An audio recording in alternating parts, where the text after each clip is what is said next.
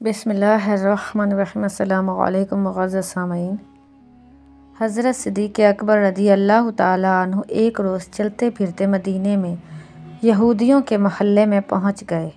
وہاں ایک بڑی تعداد میں یہودی جمع تھے اور اس روز یہودیوں کا بہت بڑا عالم فنحاس اس اجتماع میں آیا تھا۔ حضرت صدیق اکبر رضی اللہ تعالیٰ عنہ نے فنحاس سے کہا، اے فنحاس، اللہ سے ڈر اور اسلام قبول کر لے۔ اللہ کی قسم تو خوب جانتا ہے کہ محمد صلی اللہ علیہ وآلہ وسلم اللہ کے رسول ہیں اور وہ اللہ کی طرف سے حق لے کر آئے ہیں، اور تم یہ بات اپنی توریت اور انجیل میں لکھی ہوئی پاتے ہو۔ اس پر فنحاس کہنے لگا، وہ اللہ جو فقیر ہے بندوں سے قرض مانگتا ہے اور ہم تو غنی ہیں۔ استغفر اللہ، نعوذ باللہ من ذالک۔ غز فنحاس نے یہ جو مذاق کیا تو قرآن کی اس آیت پر اللہ کا مذاق اڑایا۔ اللہ عز و جل قرآن پاک میں سورہ بقرہ آیت نمبر 245 میں فرماتا ہے، من ذا الذی یقرض اللہ قرضا حسنا، ایسا کون شخص ہے جو اللہ کو اچھا قرض دے۔ سیدنا حضرت صدیق اکبر رضی اللہ تعالیٰ عنہ نے جب دیکھا کہ اللہ کا دشمن میرے اللہ کا مذاق اڑا رہا ہے تو انہوں نے اس کے منہ پر تماچا دے مارا اور فرمایا، اس اللہ کی قسم جس کی مٹھی میں ابو بکر کی جان ہے، اگر ہمارے اور تمہارے درمیان معاہدہ نہ ہوتا تو اے اللہ کے دشمن میں تیری گردن اڑا دیتا۔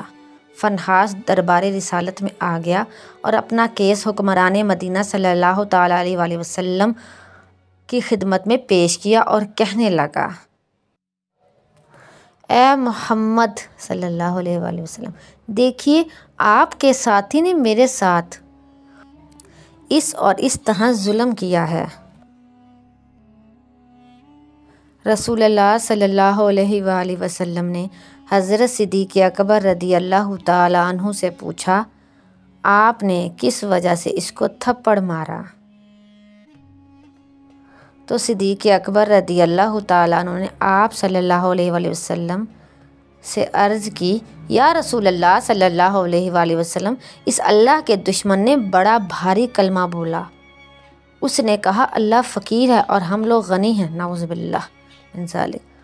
اس نے یہ کہا اور مجھے اپنے اللہ کے لیے غصہ آ گیا، چنانچہ میں نے اس کے منہ پر پیٹ ڈالا۔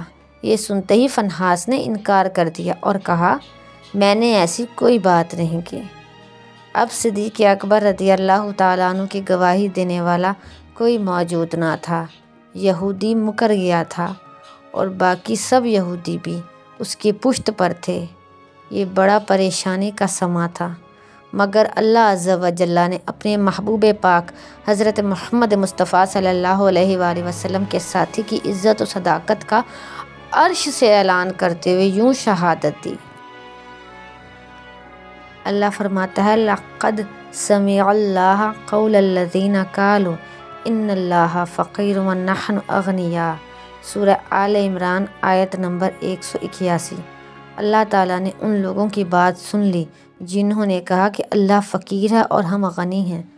سیدنا حضرت صدیق اکبر رضی اللہ تعالیٰ عنہ نے اپنے اللہ کی گستاخی پر رب کے دشمن کے تماچا مارا۔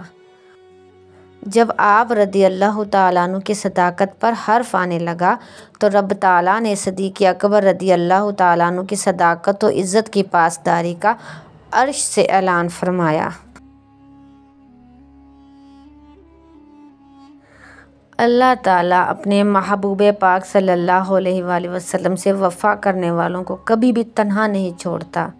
حضرت صدیق اکبر رضی اللہ تعالیٰ عنہ کی صداقت کی گواہی تو عرش سے نازل ہو گئی۔